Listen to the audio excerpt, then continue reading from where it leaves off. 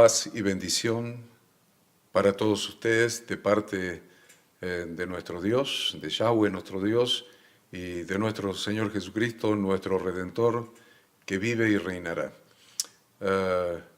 Estamos nuevamente juntos, vamos a continuar con el tema que tratamos la semana pasada, que es la gracia de Dios y Teshuvah. La gracia de Dios y Teshuvah. Nosotros habíamos comenzado con esto, habíamos dicho que la palabra Teshuvah muchas veces es traducida en nuestra versión bíblica como arrepentimiento. Y dijimos que es correcto que se traduzca de esa manera, porque es correcto, porque aunque la palabra Teshuvah significa, en hebreo, la palabra hebrea Teshuvah significa literalmente retorno, la palabra Teshuvah en hebreo significa, la palabra hebrea Teshuvah en castellano significa, se podría traducir como retorno, pero si en la Biblia se tradujera retorno o retornad y creed en el Evangelio, no es tan gráfico como decir arrepentíos y creed en el Evangelio. ¿Ven? Entonces, es correcto lo que hizo Casiodoro de Reina o Cipriano Valera, uno en la traducción, otro en la revisión en el castellano, de traducirlo como arrepentimiento. Es la palabra que más grafica, pero si la dejamos arrepentimiento solo y no entendemos la profundidad de lo que significa Teshuvah, nos estamos quedando cortos con la interpretación, porque la palabra Teshuvah significa mucho más que arrepentimiento. Es un arrepentimiento, ¿cierto?, profundo y sincero que lleva a iniciar un proceso de retorno al Padre. Es un arrepentimiento profundo y sincero, es el disparador que dispara el resto de los elementos que contiene la Teshuvah y nos lleva a un retorno al Padre. Pero desde el arrepentimiento hasta que llegué a restaurar la relación hay un proceso, hay un camino que nosotros hemos dicho de 6 pasos que estamos estudiando, desde el momento que me arrepiento hasta la restauración de la relación con el Padre. Por eso decíamos que la palabra arrepentimiento es correcta. Yo lo hubiera traducido igual que Casiodoro de Reina, lo hubiera traducido igual, no hay duda de eso. La palabra arrepentimiento es la que más refleja, pero entendamos que en la Biblia entonces arrepentimiento es una palabra que implica más que arrepentimiento. Es una palabra compleja, que implica varias cosas, implica un proceso de arrepentimiento, podríamos llamar, perfecto, un proceso de arrepentimiento.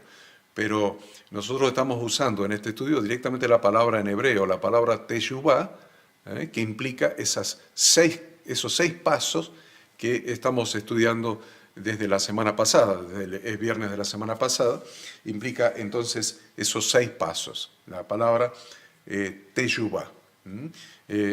Hemos dicho que lo que estamos usando como modelo es la parábola del hijo pródigo, un solo versículo de la parábola del hijo pródigo, el versículo de Lucas 15, 18. Y hemos dicho que la Teshuvah incluye arrepentimiento, primero arrepentimiento, segundo cesación, tercero confesión, cuarto pedido de perdón, quinto restitución y sexto resolución. Y hemos dicho en este texto de Lucas 15 y 18, de la parábola más extraordinaria que contó Jesús, que es la del hijo pródigo, titulada por los estudiosos como el hijo pródigo, cuando la contó Jesús no tenía título, pero en Lucas 15 y 18 dice: me levantaré e iré a mi padre y le diré: Padre, he pecado contra el cielo y contra ti, y no soy digno de ser llamado tu hijo. Hazme como a uno de tus jornaleros. Y ahí tenemos los 6 pasos de la Teshuvah expresados de una manera magistral por nuestro Maestro y Redentor Jesucristo en un solo versículo. Me levantaré e iré a mi Padre y le diré: Padre, he pecado contra el cielo y contra ti, ya no soy digno de ser llamado tu hijo, y hazme como uno de tus jornaleros. Los 6 pasos que hemos hablado están incluidos allí. Entonces, Dijimos también que la persona que tiene deseos de ser perdonada y de restaurar la relación con la persona ofendida, siempre tiene que tener en cuenta los pasos previos que debe dar para conseguir esto. Sin esos pasos previos es imposible llegar a una correcta restauración. Y estamos hablando de la restauración de nuestra relación con Dios. Estamos hablando de la teshuvá, que es el retorno al Padre. Porque si teshuvá dijimos, quiere decir retorno, el retorno al Padre. Pero si usted toma estos principios, los pasa en limpio y toma estos principios sirven para restaurar cualquier relación. ¿Una relación matrimonial? Sí. ¿Una relación de amistad? Sí. ¿Una relación familiar? Sí. ¿Una relación entre hermanos en la iglesia? Sí. Cualquier relación, si usted la quiere restaurar, tiene que hacer este proceso y que implica estos 6 pasos. Así que tómese nota de los 6 pasos y las explicaciones que estamos dando, porque le sirven para toda relación humana en la vida. Nosotros lo estamos enfocando en el retorno al Padre, pero sirve para cualquier relación humana que se ha visto afectada por alguna ofensa. Entonces, hemos hablado la última sesión, la última vez que estuvimos juntos en el estudio, del primer paso. Me encanta el texto que habíamos mencionado. El primer paso, arrepentimiento, pero antes de eso quiero volver a mencionarles el texto de Isaías 55, 6 y 7, que ya lo mencionamos la semana pasada, que dice: buscad a Jehová mientras puede ser hallado, llamadle en tanto que está cercano. Deje el impío su camino y el hombre inicuo sus pensamientos, y haga teshuvá. Dijimos que teshuvá es retorno. Miren qué dice: deje el hombre inicuo sus pensamientos y vuélvase a Jehová. Vuélvase a Jehová. Vuélvase quiere decir retorne. Vuélvase a Jehová, retorne, haga teshuvá, el cual tendrá de él misericordia, y al Dios nuestro, el cual será amplio en perdonar. Y entonces sí, vamos a ver que la persona que desee ser perdonada y restaurada en una relación plena, debe hacer teshuvá. Esto es dar indefectiblemente los siguientes 6 pasos. Primero, arrepentimiento. Primero, arrepentimiento. Fue lo primero que tuvo lugar en el corazón del hijo pródigo. Es el primer paso que constituye el disparador para los siguientes pasos. Si no se da ese paso, no podemos dar los siguientes. El primero de todo es arrepentimiento. ¿Qué es arrepentimiento? Arrepentimiento es una profunda convicción de que en las mismas circunstancias nunca volvería a ser lo mismo. Es una profunda convicción. Va mi vida en esta convicción. Eso es, va mi vida en esta convicción. De que en las mismas circunstancias, nunca, jamás, de ninguna manera, volvería a hacer lo mismo. Eso es lo que está dentro de mi corazón. Eso es lo que significa arrepentimiento. Es una convicción que lleva a un sentimiento de profundo dolor y vergüenza por el hecho cometido o la actitud asumida. Entonces ya hemos hablado de arrepentimiento.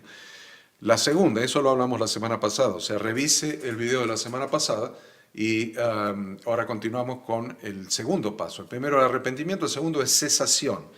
Lo segundo, en la actitud del hijo pródigo, fue su decisión de levantarse e ir a su padre.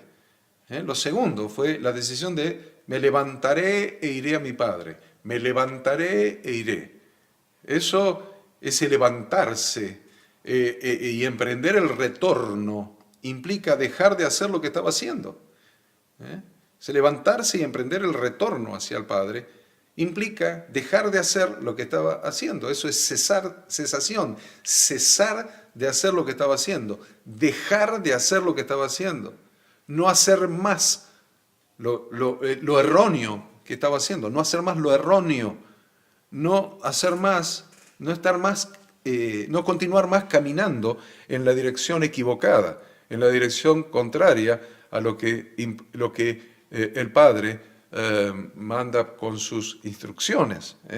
Entonces, llamamos entonces cesación a dejar de hacer lo malo o equivocado que hicimos o veníamos haciendo. Dejar de hacer lo malo o equivocado. A veces dijimos que el tiro yerra al blanco, Y a veces por ignorancia, porque no conocíamos, no sabíamos. Señor, no sabía. Ahora lo veo en tu palabra, ahora soy instruido en tu palabra y me doy cuenta de algo que no sabía. Entonces, ¿qué hago? Me doy cuenta que no estoy, el tiro no está apuntando al blanco, estoy caminando en una dirección contraria a Dios, necesito retornar al Padre. Entonces, dejo de hacer lo malo que hice o que venía haciendo. Cesación significa abandonar el pecado, significa abandonar el pecado, esto es parar inmediatamente la acción perjudicial. Es la etapa donde el cristiano detiene sus malos hábitos, deja sus pecados atrás y comienza a buscar una nueva forma de actuar. Repito esto porque esto es muy importante, Adrián, que estás anotando allí. Es la etapa donde el cristiano, estoy hablando a creyentes, por supuesto, a la gente del mundo cuando viene Cristo también, pero les estoy hablando, como es algo tan profundo, estoy incluyendo a creyentes también. Entonces, mira, es la etapa donde el cristiano detiene, frena, cesa sus malos hábitos, deja sus pecados atrás, deja sus malos hábitos atrás y comienza, o sea, no basta con eso, comienza a buscar una nueva forma de actuar. Comienza a buscar, ¿dónde? Acá, en la palabra de Dios, en la Sagrada Escritura, comienza a buscar una nueva manera de actuar. ¿Por qué decimos esto? Porque muchos interpretan mal la palabra santidad. ¿Qué es santidad? Dejar de hacer lo malo. Dejar de ser malo, lo malo no es la santidad bíblica. Porque yo puedo sentarme aquí, cruzarme de brazos. Dejé de hacer lo malo. ¿Se dieron cuenta? Ese silencio que ustedes escucharon. Parece que se escuchara el silencio, ¿no? Dejé de hacer lo malo. Pero eso no es la santidad bíblica. La santidad bíblica no es apartados del mal.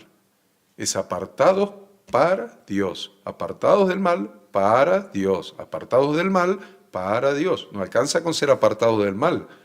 Puedo ser apartado del mal y me convierto en un vegetal, no hago nada. Es más, los vegetales son más útiles que alguien que se aparte del mal y no hace el bien. Soy apartado del mal para hacer lo bueno, apartado del mal para hacer lo bueno. O sea, la santidad siempre tiene una implicancia positiva, no me puedo quedar con lo negativo. Negativo, me aparto del mal, es menos. Y positivo, nada. No, apartado del mal para hacer algo positivo, para hacer el bien, para seguir las instrucciones de Dios, para andar en buenas obras preparadas por Dios de antemano, para que andemos en ellas. Ahora, necesito a la fuerza cesar, dejar de hacer lo malo que estaba haciendo, que es lo que estamos hablando. ¿Te imaginas pedirle perdón a alguien mientras continúas haciéndole mal al mismo tiempo? Le pido perdón a alguien y le sigo haciendo mal al mismo tiempo. Le estoy pidiendo perdón y le sigo haciendo lo mismo. Le pido perdón, le sigo haciendo lo mismo. No cesé de hacer lo malo que estaba haciendo. Si no se detiene la mala acción, ni siquiera todas las buenas intenciones del mundo pueden servir. Si no se deja de hacer la mala acción, ni siquiera todas las buenas intenciones, ni siquiera todo el arrepentimiento sirve para nada, porque no se dejó de hacer lo malo que se estaba haciendo. Ese arrepentimiento, que es el primer paso, fue falso. No se dejó de hacer lo malo que estaba haciendo. Primero, entonces, arrepentimiento. Segundo, cesación, dijimos. El tercero, confesión. Lo tercero, en la actitud del hijo pródigo, fue su decisión de confesar al Padre que había pecado contra el cielo y contra él. Lo tercero fue confesar al Padre que había pecado contra el cielo y contra el Padre. La confesión debe ser específica. No me digas que no sabes qué pecado hiciste. Ay, no sé, voy a pedir un pedido de perdón genérico. ¿No sabes qué es lo malo que hiciste? ¿No sabes qué es lo que te está confrontando la palabra a través del Espíritu Santo? ¿De qué está hablando el Espíritu Santo a través de la palabra? ¿No sabes qué es lo que te está diciendo? ¿Que está mal en tu vida, que tenés que cambiar? ¿Qué error estás cometiendo? ¿No lo sabes? Entonces, no podemos hacer un pedido de perdón genérico. A ver, si en algo he ofendido a alguien, pido perdón. Padre, si en algo te he ofendido, te pido perdón. Te pido perdón, Dios, por todos los pecados que he cometido. No sirve la confesión genérica No sirve la confesión genérica. La confesión genérica no es confesión.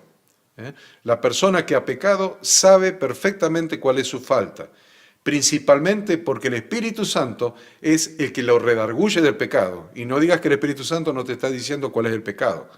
Eso sería una falacia, sería no entender el obrar del Espíritu Santo, uno de los obrares del Espíritu Santo. Articular error mediante la confesión, articularlo. Está acá, y está acá probablemente, está acá, lo bajo de acá y lo articulo en palabras. Está en el pensamiento y el pensamiento desciende y articulo en palabras el pecado mediante la confesión. Entonces, articular el error y pedir perdón es admitir los errores de una manera humilde y estando afligidos, según la Torá, con una actitud sincera. Al admitir nuestro error, debemos articularlo verbalmente ante quien hayamos ofendido. Lo debo articular verbalmente ante aquel o aquellos a quienes he ofendido. Lo hizo así el hijo pródigo. Padre, pecado contra el cielo y contra ti. Lo articuló verbalmente frente a aquellos a quienes ofendió. Ya sea a Dios, siempre se ofende a Dios, siempre con cualquier pecado. Un tercero, nuestra pareja, nuestros hijos, los hermanos de la congregación, quien sea, y nosotros mismos también. A ver, le voy a leer algo. Permítame que le lea algo de un escrito hebreo, de Yom Kippur, que dice así. Se lo voy a leer y sepan que no es un escrito mío, es un escrito hebreo, que es de Yom Kippur, que dice así. Presten atención a este escrito hebreo a ver si les sirve. Dice, al ser inteligente, pensante e imaginativo, el hombre tiene todo tipo de pensamientos pasando constantemente por su mente, incluso las reflexiones más sublimes de remordimiento y mejoramiento personal no le son extraños, sin embargo no le duran. Para que estos pensamientos tengan un sentido duradero, él debe destilarlos en palabras, ya que el proceso del pensamiento culmina cuando las ideas son expresadas y clarificadas.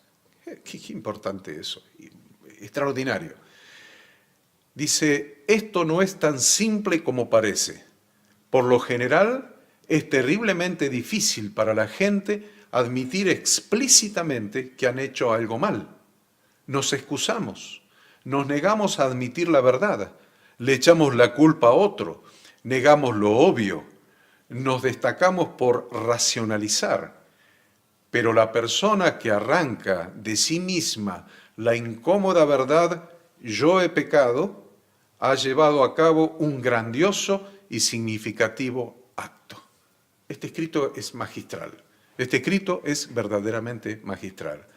Además, cuando alguien expresa su transgresión, revela que realmente cree que todas sus acciones son conocidas por Dios y no actúa como si Dios no hubiera visto lo que él hizo. Aún más, cuando la persona se arrepiente y menciona en detalle, o sea, confiesa, estamos hablando de confesión. Cuando la persona se arrepiente y menciona en detalle su transgresión, esto ayuda a que en el futuro sea más cuidadoso para no sucumbir ante el mismo obstáculo. Además, luego de confesar lo que hizo, tomará precauciones para no incurrir en el mismo comportamiento. Recuerdo hace muchos años atrás, probablemente unos 20 años atrás, un pastor me confesó un terrible pecado y, por supuesto, con el ánimo de ser restaurado, con un genuino arrepentimiento, de hecho sí fue restaurado, pero yo le contesté esto después de su confesión. Mirá, hermano, Cuando vos seas restaurado, porque Dios restaura al caído, cuando vos seas restaurado y vos estés en una congregación llevando la palabra o predicando el Evangelio y me veas a mí sentado en el primer asiento, en el segundo o en el último, vos vas a saber que yo sé lo que vos hiciste en aquella oportunidad. Y eso a vos te va a salvar, porque no vas a querer pasar nuevamente por la misma vergüenza. Y vos vas a saber que hay alguien de carne y hueso allí que sabe lo que hiciste, de dónde saliste y de qué te arrepentiste. Eso te va a salvaguardar, te va a cuidar, vas a estar más cuidadoso de no sucumbir otra vez bajo el mismo obstáculo, sabiendo que allá, aunque esté lejos, no esté ahí en la misma congregación, hay alguien que sabe lo que yo hice, porque se lo confesé. Dios me ha perdonado,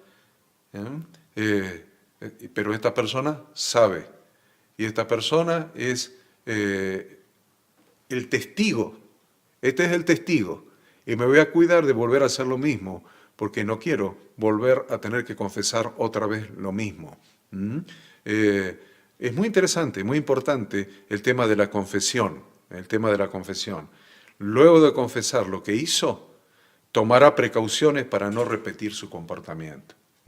Por eso Santiago 5:16 dice, confesaos vuestras ofensas unos a otros y orad unos por otros para que seáis sanados. Confesaos vuestras ofensas unos a otros y orad unos por otros para que seáis sanados. La oración eficaz del justo puede mucho. Y esa sanidad, por lo que parece emerger del texto, se está refiriendo a una sanidad del alma, una sanidad de la conciencia, una sanidad del corazón. Primera Juan 1:9 dice, si confesamos nuestros pecados, Él es fiel y justo para perdonar nuestros pecados y limpiarnos de toda maldad. Esa es la importancia de la confesión.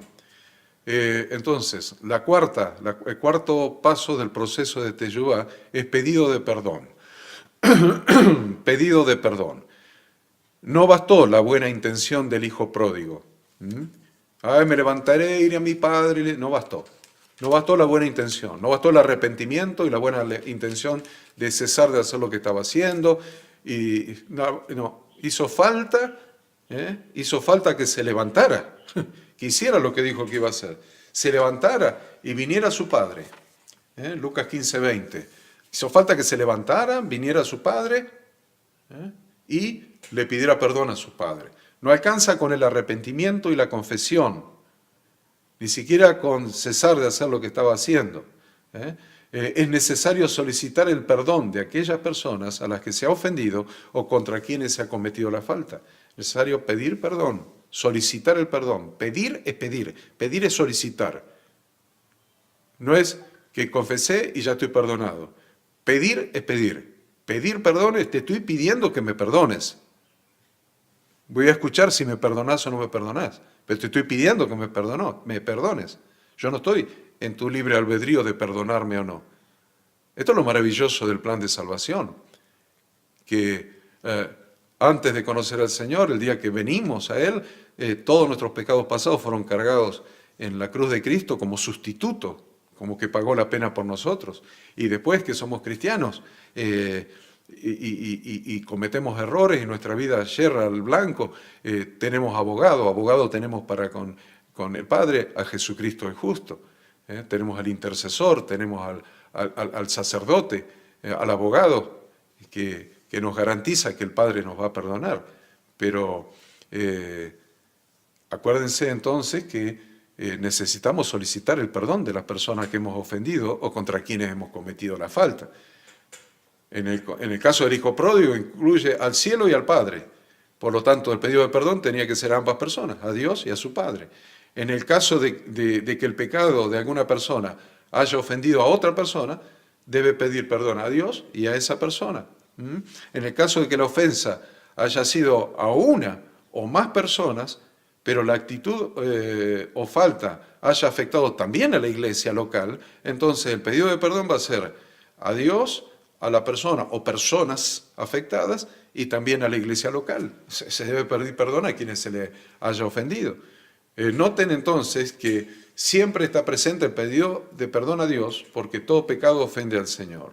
Isaías 55, 6, 7 dice: buscad a Jehová mientras puede ser hallado, llamadle en tanto que está cercano.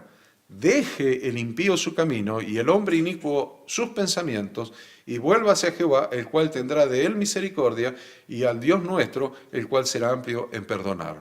Hemos leído antes ese pasaje. Y la Escritura también dice en Daniel 9, 9, 10, de Jehová nuestro Dios es el tener misericordia y el perdonar, aunque contra él nos hemos rebelado y no obedecimos a la voz de Jehová nuestro Dios para andar en sus leyes que él puso delante de nosotros y por medio de sus siervos los profetas. Entonces está diciendo que de Dios es el tener misericordia y de Dios es el perdonar. ¿Qué hicimos? No obedecimos la voz de Dios. ¿Dadas dónde?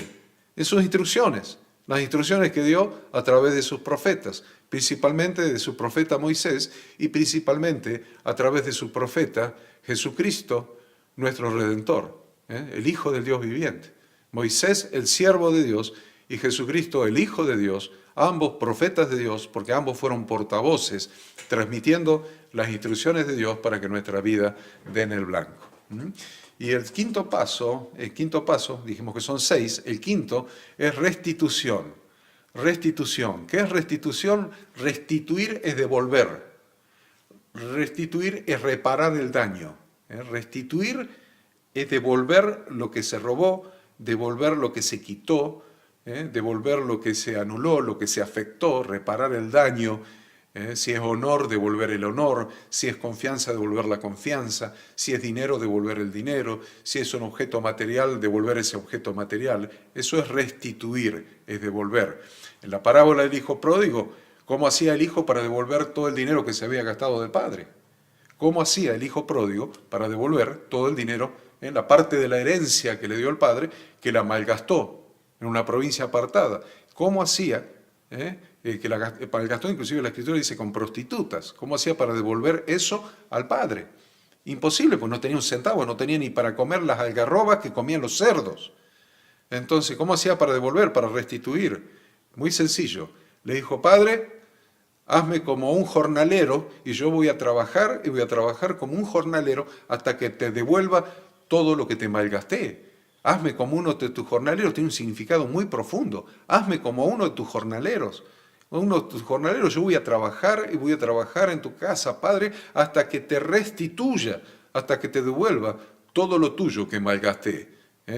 Entonces, lo vieron ahí. Ya no soy digno de ser llamado tu hijo. Ahí está la restitución en lo que sigue. Hazme como uno de tus jornaleros. Esto significa que estaba dispuesto a reparar el daño.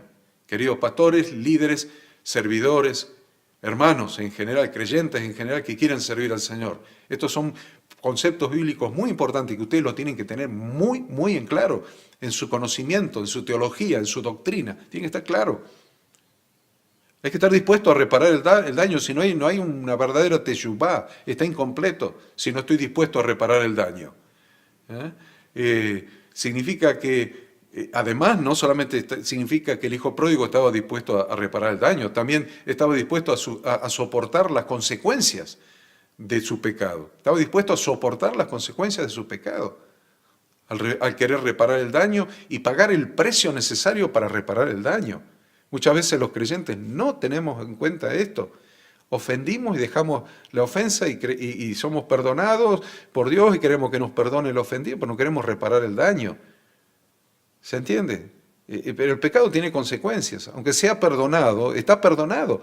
La otra persona no nos atribuye más pecado, no tiene rencor, no tiene resentimiento, no tiene cuentas pendientes con nosotros. Pero el daño está ahí. Hay que reparar el daño. Hay que repararlo.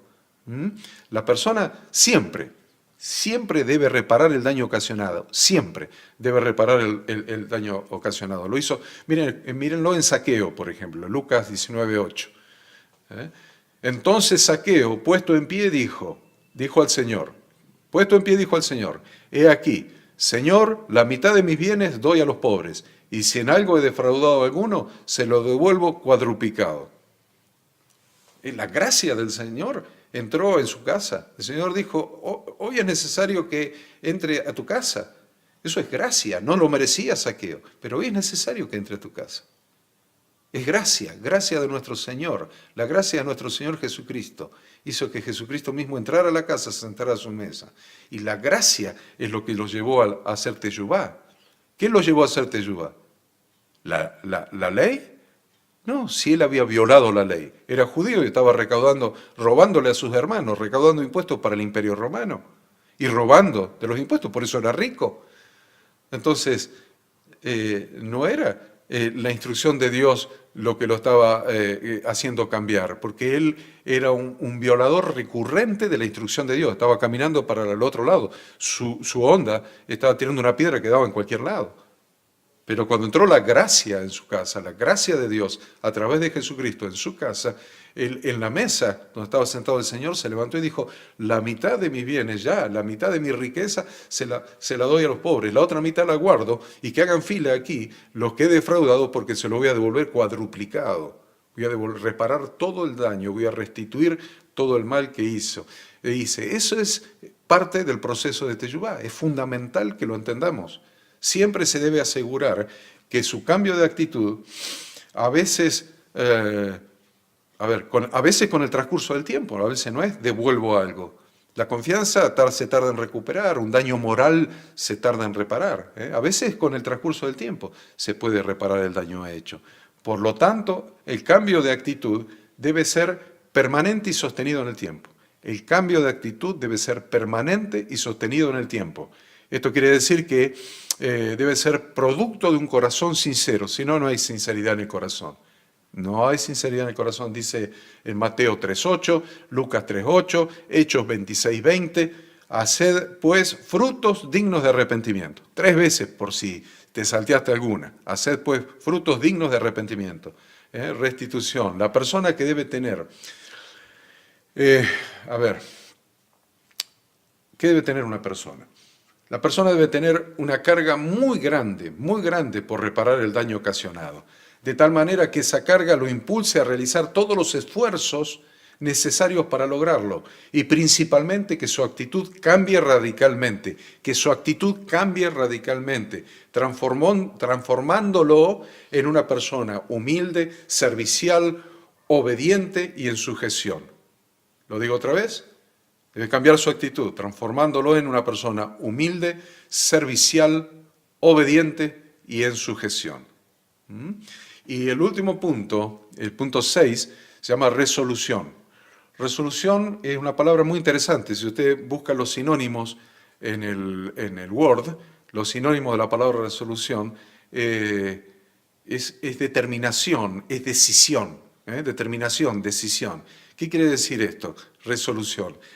Es decidir no repetir el error. Decidir no repetir el error. Esto es determinar no volver a cometer los pecados pasados. Decidir no volver a cometer el error. Esto es determino, decido, me comprometo a no volver a cometer los pecados pasados. Significa hacer un firme compromiso de no repetir en el futuro lo que se hizo mal en el pasado. No estamos compitiendo con nadie. ¿Se dan cuenta que teyubá no es una competencia con nadie? Teyubá es una competencia con uno mismo. No estamos compitiendo con ninguna persona, sino con nosotros mismos. Según lo enseñado en la Biblia, entendemos que lo que Dios mira es si estamos haciendo una decisión sincera de ir en la dirección correcta, de retornar. Eso es teyubá, retorno. Es lo que mira Dios el corazón. Si estamos haciendo una decisión sincera de retornar al Padre, de caminar en la dirección correcta, de caminar en sus instrucciones. Esto significa, lisa y llanamente, hacer un serio compromiso de cambiar, un serio compromiso a cambiar y dar los pasos correctos en el momento correcto, siguiendo las instrucciones de Dios contenidas en su palabra. La clave es el compromiso de cambiar. La clave es el compromiso de cambiar. Debes tener en cuenta las situaciones en las que puedes tropezar y mantenerte a una distancia segura de ellas. Ya pasaste por una situación, ya pasaste por otra situación, ya pasaste. Entonces, ten en cuenta, haz un aprendizaje de los errores, ten en cuenta las situaciones en las que podés tropezar y mantenete una distancia de esas situaciones. El diablo sabe muy bien, el diablo sabe muy bien si antes de venir a Cristo eras alcohólico. Mantenete lejos del alcohol. El diablo sabe muy bien si antes de venir a Cristo eras drogadicto. Mantenete lejos de las sustancias. El diablo sabe muy bien si eras mujeriego. Mantenete o lujurioso. Mantente muy lejos de esa posibilidad de ser tentado. El diablo sabe muy bien si tenías un pecado de ludopatía. Mantenete muy lejos de lo que es el juego. No juegues a nada que sea juego de azar. El diablo sabe muy bien cada una de tus debilidades antes de venir a Cristo. Si tenías un mal carácter, entonces mantenete lejos de las posibilidades de expresar mal carácter. O sea, ¿qué es lo que estoy diciendo? Debes tener en cuenta las situaciones en las que podés tropezar y mantente lejos, a una distancia segura de ellas. Cada día el creyente debe encontrarse en un escalón más cercano a la voluntad de Dios. Cada día el creyente debe encontrarse en un escalón más cercano a la voluntad de Dios, mejorando sus pensamientos, sus sentimientos y sus acciones. Este es el impulso de Teshuvá. Desde una óptica más profunda, Teshuvá es una técnica para localizar las racionalizaciones que yacen en la raíz de nuestros errores. Es mucho más profunda, estoy hablando de sanidad interior, me estoy metiendo en algo más profundo. En sanidad interior. Teshuvá es una técnica de sanidad interior, porque busca las racionalizaciones, los elementos que hay en la raíz de los errores. Es una revisión interna para reconocer esas raíces, trabajar sobre ellas y eliminarlas. El proceso de Teshuvá es un objetivo de vida, es para todos los días, es un objetivo de vida que está enraizado en el proceso de sanidad interior. La primera base del proceso de Teshuvá es alejarse del pecado, la primera base, alejarse del pecado y decidir no volver a cometerlo en el futuro. Alejarse del pecado y decidir no volver a cometerlo en el futuro, hasta el punto que Dios, quien sabe todo, puede testificar Dios por sí mismo que la persona no volverá a cometer el mismo pecado otra vez. Esto es fuerte. No hay un verdadero arrepentimiento, no hay una verdadera teshuvá, no hay un verdadero teshuvá sin una resolución firme de abandonar el pecado. Así que bueno, tenemos, cuando salga el libro, el material de estudio, ustedes van a tener varias referencias bíblicas en relación con este tema. Un texto, dos textos, 3, 4, 5, 6, 7, por lo menos escribí allí. Entonces, a esta altura de nuestro estudio, queda perfectamente claro que Teshuvá es el proceso de retornar a Dios. Teshuvá es el proceso de retornar a Dios. Oseas 14, 1 y 2 dice: vuelve, oh Israel, a Jehová tu Dios, porque por tu pecado has caído. Vuelve, oh Israel, a Jehová tu Dios, porque por tu pecado has caído. Llevad con vosotros palabras de súplica y volved a Jehová y decidle: quita toda iniquidad y acepta el bien, y te ofreceremos la ofrenda de nuestros labios. Qué texto impactante, el de Oseas 14, 1 y 2. Manifestar arrepentimiento por los errores, y resolver no volver a repetirlos, no puede ser algo sincero si no se llega a la raíz misma del problema. Por ejemplo, no es realista que una persona inclinada a tener arrebatos violentos simplemente acepte sobre sí mismo: no voy a volver a hacerlos más. No es realista. Mañana lo volverá a hacer otra vez. Dentro de un rato lo va a hacer otra vez. La sinceridad del arrepentimiento depende de la localización de la raíz del problema. Localizar la raíz del problema. Eso se hace de rodillas, con la palabra de Dios, con la Biblia delante, en oración de rodillas, mirándose interiormente para localizar la raíz del problema y concibiendo un método que refine el carácter, que lo haga más parecido al carácter de Cristo.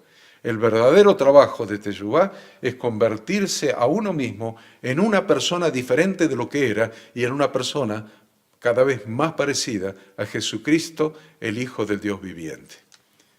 Creo que hasta acá estamos bien por hoy. Creo que estamos bien hasta aquí. Entendamos que nuestro Dios es fuego consumidor, como dice el libro de Hebreos en el capítulo 12. Dios, nuestro Dios es fuego consumidor. Manejémonos y conduzcámonos con temor de Dios en nuestra vida, en nuestro ministerio, en nuestra vida cristiana, nuestra vida familiar, nuestra vida laboral, nuestra vida de relación, nuestra vida con nosotros mismos.